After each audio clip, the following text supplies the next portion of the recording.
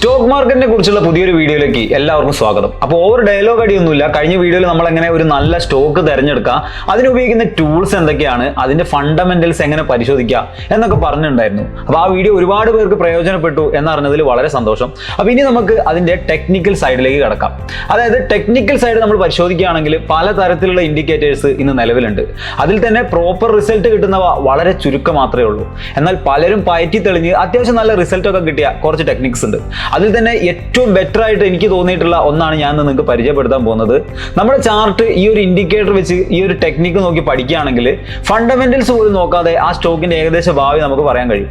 അത്രയ്ക്കില്ലെങ്കിലും പറഞ്ഞു വരുന്ന കാര്യം എന്താണെന്ന് വെച്ചാൽ, ഒരു സ്റ്റോക്ക് എത്രത്തോളം നല്ലതാണ് എത്രത്തോളം ചീത്തയാണ് എന്നതിനേക്കാൾ നമ്മൾ എവിടെ അതിന്റെ ഒരു കറക്റ്റ് എൻട്രി എടുക്കുന്നു, എവിടെ കറക്റ്റ് ആയിട്ട് എക്സിറ്റ് ആവുന്നു എന്നതാണ് പ്രധാനം.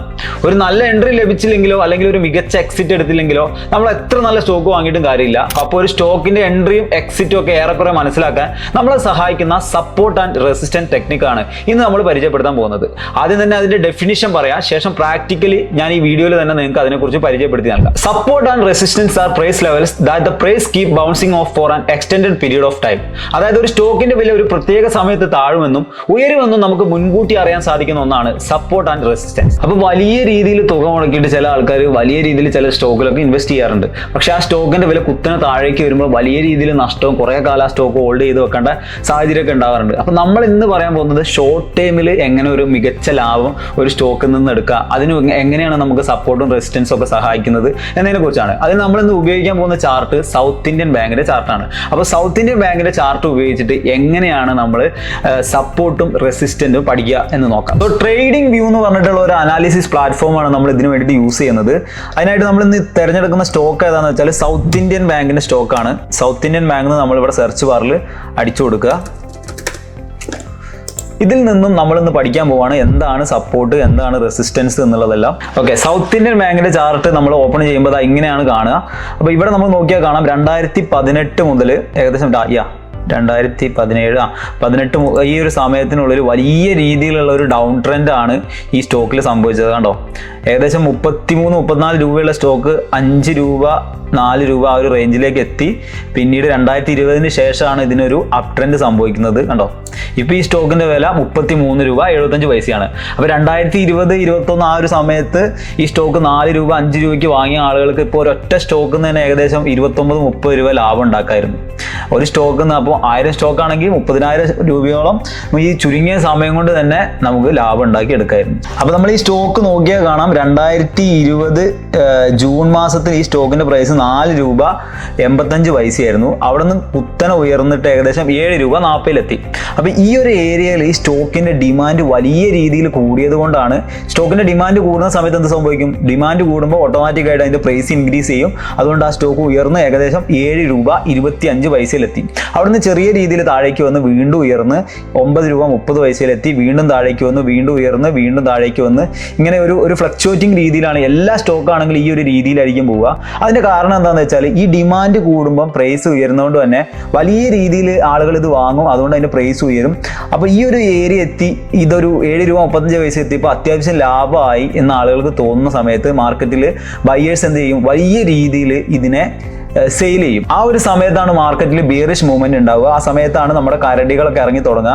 അതിന്റെ കാരണം എന്താണെന്ന് വെച്ചാൽ വലിയ രീതിയിൽ ഈ ഒരു അതായത് 4 രൂപയ്ക്ക് വാങ്ങിയ സ്റ്റോക്ക് 1 ലക്ഷം സ്റ്റോക്ക് വാങ്ങിയിട്ടുണ്ടായിരുന്നെങ്കിൽ ഒരൊറ്റ മാസത്തിനുള്ളിൽ അയാൾക്ക് 7 രൂപയ്ക്ക് അത് വിൽക്കുമ്പോൾ അയാൾക്ക് ഏകദേശം എത്ര 3 രൂപ ഡിഫറൻറ്റ് വന്നാൽ 3 ലക്ഷം രൂപ ഒരു മാസം കൊണ്ട് അയാൾക്ക് ലാഭം ഉണ്ടാക്കായിരുന്നു. സോ നമ്മളിത് നോക്കുകയാണെങ്കിൽ ഇവിടെ ഒരു സെല്ലിംഗ് ഏരിയ ആയിട്ട് നമുക്ക് കൺസിഡർ ചെയ്യാം. സോ ഈ ഏരിയയിൽ വലിയ രീതിയിൽ മാർക്കറ്റിൽ അത് ആ ഒരു സ്റ്റോക്ക് സെയിൽ നടക്കുന്നതുകൊണ്ട് തന്നെ അതിന്റെ ഡിമാൻഡ് കുത്തനെ താഴേക്ക് വരും. അതിന്റെ സ്വാഭാവികമായിട്ടും അതിന്റെ എന്ത് സംഭവിക്കും, അതിന്റെ പ്രൈസും താഴേക്ക് വരും. സോ ചാർട്ട് താഴേക്ക് വരുന്ന ഒരു ഡൗൺ ട്രെൻഡ് കാണിച്ചിട്ട് പിന്നെ അപ്പ് മൂവ്മെന്റ് കാണിക്കുന്നു. കാരണം ഈ ഒരു ഏരിയന്റെ താഴെ പോകാൻ വേണ്ടിയിട്ട് അതിന്റെ ബയ്യേഴ്സ് സമ്മതിക്കുന്നില്ല.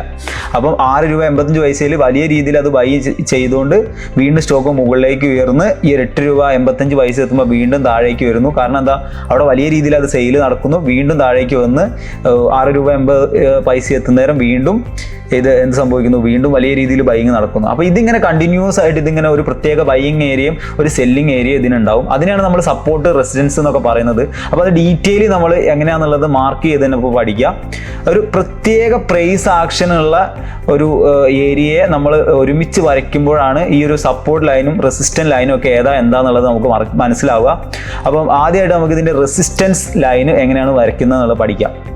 സോ സൗത്ത് ഇന്ത്യൻ ബാങ്കിൻ്റെ 2020 ജൂൺ മാസം തൊട്ടുള്ള ഒരു ഡാറ്റ വിശകലനം ചെയ്താൽ നമ്മൾ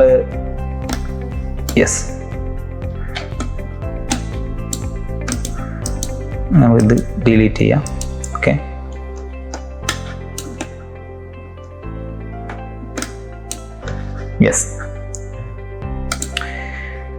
ജൂൺ മാസം തൊട്ട് നോക്കുകയാണെങ്കിൽ നമുക്ക് ഈ ഒരു ഏരിയ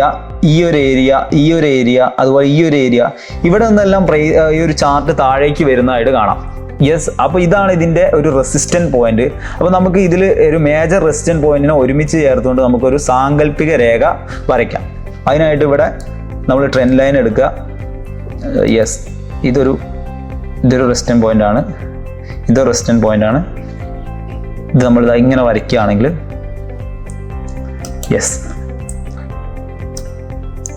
ഈ ഒരു സ്റ്റോക്കിന്റെ ഒരു റെസിസ്റ്റൻറ്റ് ലൈനായിട്ട് നമുക്ക് കൺസിഡർ ചെയ്യാം. കാരണം ഇവിടെ നിന്ന് ഉയർന്നു വന്നിട്ടുള്ള ഈ ഒരു പ്രൈസ് ഈ ഒരു ഏരിയ ആയപ്പോൾ കുത്തനെ താഴേക്ക് വന്നു, വീണ്ടും ഇവിടെ എത്തിയപ്പോൾ താഴേക്ക് വന്നു, വീണ്ടും ഈ ഒരു ഏരിയ എത്തിയപ്പം 13 രൂപ എത്തിയപ്പോൾ താഴേക്ക് വന്നു, വീണ്ടും ഒരു 19 രൂപ 27. ഈ ഒരു ഏരിയ വരെ ഈ ഒരു ലൈനെ മറികടക്കാൻ ഈ സ്റ്റോക്കിന് സാധിച്ചിട്ടില്ല. കാരണം എന്താണെന്ന് വെച്ചാൽ ഈ ഒരു ഏരിയ എത്തുന്ന നേരം വലിയ രീതിയിൽ സെല്ലേഴ്സ് ഈ സ്റ്റോക്ക് സെല്ല് ചെയ്യുകയും അതിൻ്റെ ഫലമായിട്ട് സ്റ്റോക്കിൻ്റെ പ്രൈസ് താഴേക്ക് പോരുകയും ചെയ്യുകയാണ് സംഭവിക്കുന്നത്. സോ ഇതാണ് ഇതിൻ്റെ ഒരു റെസിസ്റ്റൻറ്റ് ലൈൻ. ഇനി നമുക്ക് ഇതിൻ്റെ സപ്പോർട്ട് ലൈൻ വരയ്ക്കാം. സപ്പോർട്ട് ലൈൻ എന്ന് പറയുമ്പോൾ ഒരു ഏരിയയിൽ വെച്ചിട്ട് ഈ സ്റ്റോക്ക് കുത്തനെ മുകളിലേക്ക് പോകുന്നു, അതിൻ്റെ താഴേക്ക് പോകാൻ ഈ ഒരു സ്റ്റോക്കിന് പറ്റാത്ത അവസ്ഥയാണ് ഇതിൻ്റെ സപ്പോർട്ട് ലൈനായിട്ട് കൺസിഡർ ചെയ്യുക. സോ നമ്മൾ ഇതൊരു സപ്പോർട്ട് പോയിന്റ് ആണ്, ഇതൊരു സപ്പോർട്ട് പോയിന്റ് ആണ്. ഇതൊരു സപ്പോർട്ട് പോയിന്റ്. അപ്പോൾ ഈ ഒരു ഏരിയയിൽ നിന്നിട്ട് താഴേക്ക് വന്നിട്ടുള്ള ഈ ഒരു സപ്പോർട്ട് ലൈന് ബ്രേക്ക് ചെയ്തിട്ട് ഈ ഒരു താഴേക്ക് വന്നിട്ടുള്ള ഈ ഒരു സ്റ്റോക്ക് ഏകദേശം 4 രൂപയിൽ വീണ്ടും ഒരു സപ്പോർട്ട് കിട്ടി മുകളിലേക്ക് ഉയർന്ന് വീണ്ടും താഴേക്ക് വന്ന് വീണ്ടും ഒരു 6 രൂപ 8 രൂപ 9 രൂപ 70 പൈസ ഈ ഒരു ഏരിയയിലൊക്കെ ഇതിന് വീണ്ടും സപ്പോർട്ട് കിട്ടിക്കൊണ്ടിരിക്കുകയാണ്. പിന്നെ ഈ ഒരു 9 രൂപ 80 പൈസ എന്ന് പറഞ്ഞ ഈ റേഞ്ചിൽ നിന്ന് ഈ സപ്പോർട്ട് ബ്രേക്ക് ചെയ്ത് ഈ സ്റ്റോക്ക് താഴേക്ക് കുത്തനെ വീഴുകയാണ്. അതിനുശേഷം ഈ ഒരു 7 രൂപ 8 രൂപ ഈ ഒരു റേഞ്ചിൽ നിന്ന് വീണ്ടും മുകളിലേക്ക് ഉയർന്ന് വീണ്ടും ഈ റെസിസ്റ്റൻസ് ഈ ഒരു ലൈന് ബ്രേക്ക് ചെയ്ത് വീണ്ടും മുകളിലേക്ക് ഉയരാണ്. ഈ വരച്ചിരിക്കുന്നത് ശരിക്കും ഒരു ഇമാജിനറി ലൈൻ ആണെങ്കിൽ കൂടി ഇതിൽ പലപ്പോഴും ഈ പ്രൈസ് തട്ടി അല്ലെങ്കിൽ ഉയർന്നും താഴ്ന്നും ഒക്കെ പോകുന്നതായിട്ട് നമുക്ക് കാണാം. ഈ ഒരു ലൈൻ കണ്ടോ ഇവിടെ ഇതൊരു റെസിസ്റ്റൻറ്റ് പോയിന്റ് ആയിട്ട് നമ്മൾ കൺസിഡർ ചെയ്യുകയാണെങ്കിൽ ഇവിടെ തട്ടി ഇവിടെ ഒരു റെസിസ്റ്റൻറ്റ് പോയിന്റ്, ഇവിടെ ഒരു റെസിസ്റ്റൻറ്റ് പോയിന്റ്, ഇവിടെ ഒരു റെസിസ്റ്റൻറ്റ് പോയിന്റ്, ഇതൊക്കെ ഒരു റെസിസ്റ്റൻറ്റ് പോയിന്റ് ആണ്. ഇവിടെ ആകുമ്പോഴാണ് ഇത് ബ്രേക്ക് ചെയ്യുന്നത്. സോ ഇത് നമ്മളൊരു സപ്പോർട്ട് ലൈൻ നോക്കുകയാണെങ്കിൽ ഇവിടെ ഒരു സപ്പോർട്ട് കിട്ടി, ഇവിടെ ഒരു സപ്പോർട്ട് കിട്ടി, ഇവിടെ ഒരു സപ്പോർട്ട് കിട്ടി, ഇതൊരു സപ്പോർട്ടാണ്. അപ്പോൾ ഇത് നമുക്ക് മുൻകൂട്ടി അറിയാൻ കഴിയുമെങ്കിൽ നല്ലൊരു സപ്പോർട്ട് പോയിന്റിൽ നമുക്ക് എൻട്രി എടുത്തിട്ട് നല്ലൊരു റെസിസ്റ്റൻറ്റ് പോയിന്റിൽ നമുക്ക് എക്സിറ്റ് ആയി കഴിഞ്ഞാൽ അതിനിടയിലുള്ള ലാഭം വളരെ ഷോർട്ട് ടൈമിൽ നമുക്ക് എന്ത് ചെയ്യാൻ പറ്റും, അച്ചീവ് ചെയ്യാൻ പറ്റും. അതിനെക്കുറിച്ച് ഡീറ്റെയിൽ ആയിട്ട് ഞാൻ ഇത് കഴിഞ്ഞതിന് ശേഷം പറയാം. പക്ഷെ അതിന് മുന്നേ നമുക്ക് ഒന്നുകൂടി ക്രിസ്റ്റൽ ക്ലിയർ ആയിട്ട് ഈ ഒരു ഗ്രാഫ് കാണാൻ വേണ്ടിയിട്ട് ഒന്നിലധികം റെസിസ്റ്റൻറ്റ് ലൈനും അതുപോലെ സപ്പോർട്ട് ലൈനും കൂടി വരച്ചു നോക്കാം. ഓക്കെ, നിങ്ങൾക്ക് ആർക്കെങ്കിലും ഇപ്പോൾ ഇതിൽ ഏതാണ് ഒരു സപ്പോർട്ട് പോയിന്റ് റെസിസ്റ്റൻറ്റ് പോയിന്റ് എന്നുള്ളത് കണ്ടെത്താൻ പറ്റുന്നുണ്ടെങ്കിൽ നിങ്ങൾ നിങ്ങളുടേതായിട്ടുള്ള രീതിയിൽ ട്രേഡിംഗ് വ്യൂ അല്ലെങ്കിൽ ഏതെങ്കിലും അതിന് പറ്റിയ പ്ലാറ്റ്ഫോം ഒക്കെ എടുത്തിട്ട് നിങ്ങളും സപ്പോർട്ട് ലൈനും റെസിസ്റ്റൻറ്റ് ലൈനും ഒക്കെ വരച്ച് പരിശീലിച്ച് അതിന് പറ്റിയ സ്റ്റോക്ക് തിരഞ്ഞെടുത്തിട്ട് മികച്ച ലാഭമൊക്കെ ഉണ്ടാക്കാൻ ശ്രദ്ധിക്കുക. സോ നമുക്കൊരു റെസിസ്റ്റൻറ്റ് ലൈനോട് വരയ്ക്കാം. ഓക്കെ, വീഡിയോയുടെ തുടക്കത്തിൽ നമ്മൾ പറയാൻ മറന്നുപോയി, നമ്മളൊരു വീക്ക്ലി ടൈം ഫ്രെയിമിലാണ് ഈ ഒരു ചാർട്ട് പരിശോധിച്ചിട്ടുള്ളത്. ഇത് ഷോർട്ട് ടൈമിലാണ് വേണ്ടതെങ്കിൽ 1 hour 2 hour അല്ലെങ്കിൽ അതിലും ചെറിയ ടൈം ഫ്രെയിമിലൊക്കെ നിങ്ങൾക്ക് യൂസ് ചെയ്യാവുന്നതാണ്. അതല്ല വലിയ ലോങ് ടൈമിലാണെങ്കിൽ ഒരു വർഷത്തേക്ക് വരെ അല്ലെങ്കിൽ അതിലും കൂടിയ റേഞ്ചിൽ നമുക്ക് സെറ്റ് ആക്കിയിട്ട് നമുക്ക് ഇതിൻ്റെ ടൈം ഫ്രെയിമും ഒക്കെ അഡ്ജസ്റ്റ് ചെയ്യാവുന്നതാണ്. സോ നമ്മളിപ്പോൾ ഇനി അടുത്തൊരു റെസിസ്റ്റൻറ്റ് ലൈന് നമുക്ക് ഒരുപാട് വർഷത്തെ ഈ ഒരു സ്റ്റോക്കിൻ്റെ പെർഫോമൻസ് എങ്ങനെയാണ് എന്നുള്ളത് വിലയിരുത്തിയിട്ട് നമുക്ക് ഒരു റെസിസ്റ്റൻറ്റ് ലൈന് വരയ്ക്കാം. സോ ഇതിൽ നമ്മൾ നോക്കുകയാണെങ്കിൽ ഇതിൻ്റെ ഒരു റെസിസ്റ്റൻറ്റ് പോയിന്റ് ആയിട്ട് കണക്ക് കൂട്ടുകയാണെങ്കിൽ ഓക്കെ ഇങ്ങനെ ഒരു ലൈൻ നമുക്ക് വരച്ചൂടെ? കാരണം ഇതാ ഏകദേശം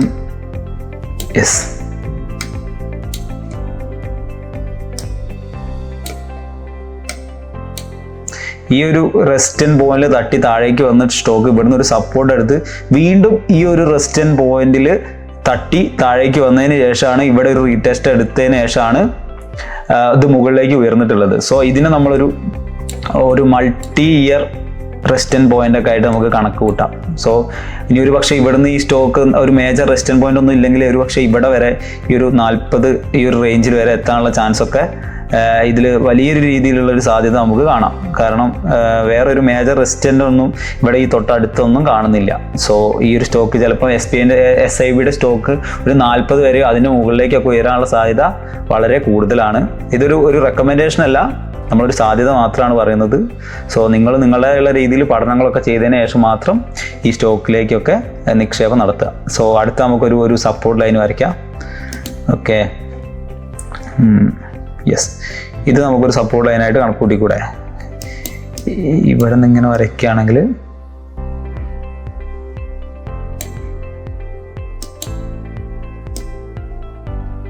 യെസ്, ആക്ച്വലി ഇതൊരു റെസിസ്റ്റന്റ് ലൈൻ ആയിരുന്നു. ഇവിടെ തട്ടി താഴേക്ക് വന്നിട്ടുള്ള ഈ സ്റ്റോക്ക് ഇവിടുന്ന് വീണ്ടും ആ ഒരു സപ്പോർട്ട് എടുത്ത് മുകളിലേക്ക് ഉയർന്ന് ഈ റെസിസ്റ്റന്റ് ബ്രേക്ക് ചെയ്ത് വീണ്ടും മുകളിലേക്ക് പോയി. പിന്നെ ഇതൊരു സപ്പോർട്ടായിട്ട് വർക്ക് ചെയ്തു. ഇവിടെ സപ്പോർട്ട് കിട്ടി മുകളിലേക്ക് വന്നു. ഇവിടെ സപ്പോർട്ട് കിട്ടി, ഇവിടെ സപ്പോർട്ട് കിട്ടി മുകളിലേക്ക് വന്നു. വീണ്ടും ഇവിടെ സപ്പോർട്ട് കിട്ടി, വീണ്ടും ഇവിടെ വന്നു. അപ്പോൾ ഇവിടെ നമുക്ക് ഒരു റെസിസ്റ്റന്റ് ലൈൻ ഇവിടെ വരയ്ക്കാം കേട്ടോ. യെസ്,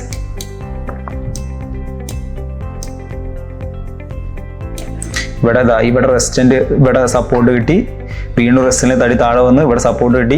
ഇതിങ്ങനെ ഒരു കൺസോൾട്ടേറ്റ് ചെയ്ത് പോയി ഈ ലൈന് നമ്മളൊന്ന് നീട്ടി വരയ്ക്കുകയാണെങ്കിൽ ഇവിടെ ഒരു സപ്പോർട്ട് ലൈനാണ്. അപ്പോൾ ഇങ്ങോട്ട് മുകളിലേക്ക് ഉയർന്നിട്ടുള്ള ഈ സ്റ്റോക്കിന്റെ ഒരു മേജർ സപ്പോർട്ട് ലൈനാണ് ഏകദേശം ഈ 18 രൂപ 25 പൈസ. സോ ഇത് നമ്മൾ നീട്ടി വരയ്ക്കുകയാണെങ്കിൽ ഇവിടെ ഒരു റെസിസ്റ്റന്റ് പോയിന്റ് ഉണ്ട്. ഈ ഒരു റെസിസ്റ്റന്റും ബ്രേക്ക് ചെയ്ത് മുകളിലേക്ക് ഉയർന്നിട്ട് വീണ്ടും ഈ ഒരു സപ്പോർട്ട് ബ്രേക്ക് ചെയ്ത് താഴേക്ക് വന്ന ഈ സ്റ്റോക്കാണ് ഇങ്ങനെ പോയിട്ടുള്ളത്. സോ ഈ ഒരു ചാർട്ട് നമുക്ക് ഡീറ്റെയിൽ പരിശോധിക്കുകയാണെങ്കിൽ ഈ സ്റ്റോക്കിന് 40 രൂപ വരെ എത്താനുള്ള സാധ്യത വളരെ കൂടുതലാണ്. അതോടൊപ്പം തന്നെ ഇതിവിടെ ഇനി ഒരു ഡൗൺ ട്രെൻഡിലേക്കാണെങ്കിൽ ഇവിടെ നമുക്കൊരു മേജർ സപ്പോർട്ടായിട്ട് 17 രൂപ 85 പൈസ കാണാം. അതിന് താഴേക്ക് പോവുകയാണെങ്കിൽ ഈ സ്റ്റോക്ക് വലിയ രീതിയിൽ നഷ്ടം തരാനുള്ള ചാൻസും കൂടുതലാണ്. സോ അടുത്ത് നമുക്ക് എന്താണ് ബ്രേക്ക് ഔട്ട് എന്നുള്ളതും കൂടി പഠിക്കാം. കാരണം ഈ ഒരു സ്റ്റോക്ക് ഇവിടെ നിന്നും ഈ ഒരു റെസിസ്റ്റന്റ് ലൈന് ബ്രേക്ക് ചെയ്ത് മുകളിലേക്ക് പോയി ഈ ഒരു റെസിസ്റ്റന്റിൽ തട്ടി താഴെ വന്ന് സപ്പോർട്ട് എടുത്ത് ഒരുപാട് പ്രാവശ്യം ഇതത് സപ്പോർട്ട് ലൈനായിട്ട് ഈ ഒരു ലൈന് അവിടെ വർക്ക് ചെയ്തിട്ടുണ്ടെന്ന് നമുക്ക് കാണാനാവും. ഇവിടെ സപ്പോർട്ട് തുടർച്ചയായ സപ്പോർട്ടിൽ നിന്നും ഇവിടെ നിന്ന് ഒരു സപ്പോർട്ട് ബ്രേക്ക് ചെയ്ത് വീണ്ടും അത് മുകളിലേക്ക് ഉയർന്ന് ഇവിടെ നിന്ന് ഒരു മേജർ ഒരു സപ്പോർട്ട് ലൈൻ ബ്രേക്ക് ചെയ്തതിന് ശേഷം ഒരു റീടെസ്റ്റ് എടുത്ത് വീണ്ടും അതിൽ തട്ടി വലിയ രീതിയിൽ താഴേക്ക് കുത്തുകയാണ് ഈ സ്റ്റോക്ക് ചെയ്തിട്ടുള്ളത്.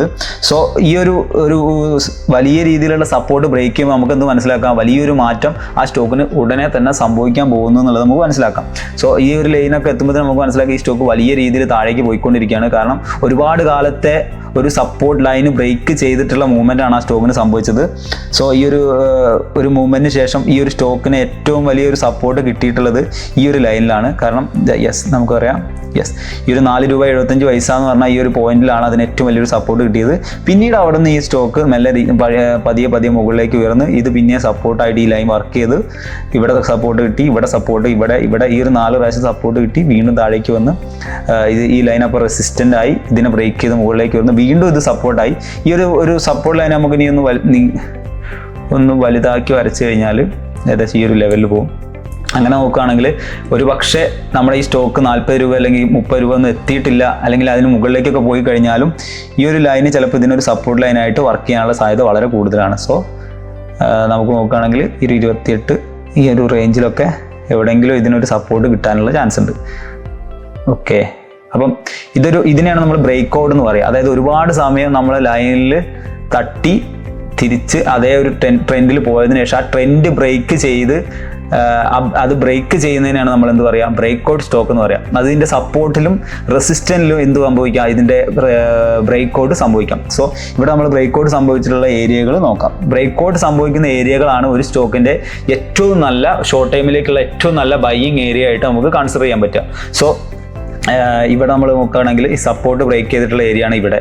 അപ്പോൾ ഈ ഒരു ഏരിയ ആണ് ഇതിൻ്റെ ബ്രേക്ക് ഔട്ട് ഏരിയ. സോ ഇവിടെ നിന്ന് ഈ സ്റ്റോക്ക് ഒരിക്കലും നമ്മൾ വാങ്ങാൻ പാടില്ല. കാരണം അത് വലിയ രീതിയിലുള്ള നഷ്ടം. ഈ സപ്പോർട്ട് ബ്രേക്ക് ചെയ്തിട്ട് വലിയ രീതിയിൽ താഴേക്ക് അത് കുത്തനെ കൂപ്പുത്താനുള്ള ചാൻസ് ഉണ്ട്. സോ നമ്മളത് വാങ്ങാം. അതുപോലെ തന്നെ നമ്മൾ ഇതിൻ്റെ റെസിസ്റ്റൻറ്റ് ബ്രേക്ക് ചെയ്യുന്ന ഏരിയയിൽ നമുക്ക് എന്ത് ചെയ്യാം, ഈ സ്റ്റോക്ക് വാങ്ങാം. ഇപ്പോൾ ഈ അടുത്ത കാലത്തെ ചാർട്ട് നോക്കുകയാണെങ്കിൽ ഇതൊരു വലിയ സപ്പോർട്ട്, ഒരു റെസിസ്റ്റൻ്റ് ലൈനായിരുന്നു. സോ ഈ റെസിസ്റ്റൻ്റ്, ഈ ഒരു 4 റെസിസ്റ്റൻ്റ് കഴിഞ്ഞ് ഇവിടെ ഒരു റെസിസ്റ്റൻ്റ് ഉണ്ടായിരുന്നു. അത് കഴിഞ്ഞതിന് ശേഷം അതിനെയും ബ്രേക്ക് ചെയ്ത് ബ്രേക്ക് ഔട്ട് സംഭവിച്ചിട്ടാണ് ഈ സ്റ്റോക്ക് പോയിക്കൊണ്ടിരിക്കുന്നത്. സോ ഇവിടെ ഒരു നല്ല ബൈയിങ് ഏരിയ ആയിരുന്നു. ഈ ഒരു 31 ആ റേഞ്ചിലൊക്കെ വാങ്ങുകയാണെങ്കിൽ ഇപ്പോൾ ആ സ്റ്റോക്കിൻ്റെ വില ഉയർന്ന് ഇനി മുകളിലേക്ക് പോകാനുള്ള ചാൻസസും വളരെ കൂടുതലാണ്. സോ ഇതൊരു ബ്രേക്ക് ഔട്ട് ഏരിയ ആണ്. ഇതുകൊണ്ടാണ് പല വിദഗ്ധരും ബ്രേക്ക് ഔട്ടിലൊക്കെ ഒരു സ്റ്റോക്ക് വാങ്ങാൻ സജസ്റ്റ് ചെയ്യുന്നത്. സോ 2 രീതിയിൽ നമുക്ക് ഒരു സ്റ്റോക്കിൻ്റെ എൻട്രിയും എക്സിറ്റും പ്ലാൻ ചെയ്യാം. അത് എങ്ങനെയൊക്കെയാണെന്നുള്ളത് അടുത്ത് പറയാം. അപ്പോൾ 2 രീതിയിൽ എൻട്രി എക്സിറ്റ് ഒക്കെ പ്ലാൻ ചെയ്യാൻ നമ്മൾ പറഞ്ഞു. ഇപ്പോൾ എന്താണ് സപ്പോർട്ട്, എന്താണ് റെസിസ്റ്റൻസ്, എങ്ങനെയാണ് അത് വരയ്ക്കുക എന്നുള്ളതൊക്കെ നമ്മൾ പഠിച്ചു. അപ്പോൾ ഇനി എൻട്രിയും എക്സിറ്റും എങ്ങനെയാണ് നമുക്ക് ഇതിൽ പ്ലാൻ ചെയ്യുക, അതുപോലെ ഷോർട്ട് ടൈമിൽ എങ്ങനെയാണ് ഇതിലൂടെ ലാഭം ഉണ്ടാക്കുക എന്നുള്ളതൊക്കെ കൂടി ക്ലിയർ ചെയ്തിട്ട് നമുക്ക് ഇന്നത്തെ വീഡിയോ അവസാനിപ്പിക്കാം. സോ നമ്മൾ ഈ ലൈന് നോക്കുകയാണെങ്കിൽ ഇവിടെ നമ്മൾ കണ്ടു, ഇവിടെ വലിയ രീതിയിൽ ഇതൊരു റെസിസ്റ്റൻറ്റ് ബ്രേക്ക് ചെയ്ത് വന്നിട്ടുള്ള ഈ ഒരു സ്റ്റോക്ക് ഇവിടെ ഒരു റെസിസ്റ്റൻ്റ് ആയിട്ട് വർക്ക് ചെയ്തു.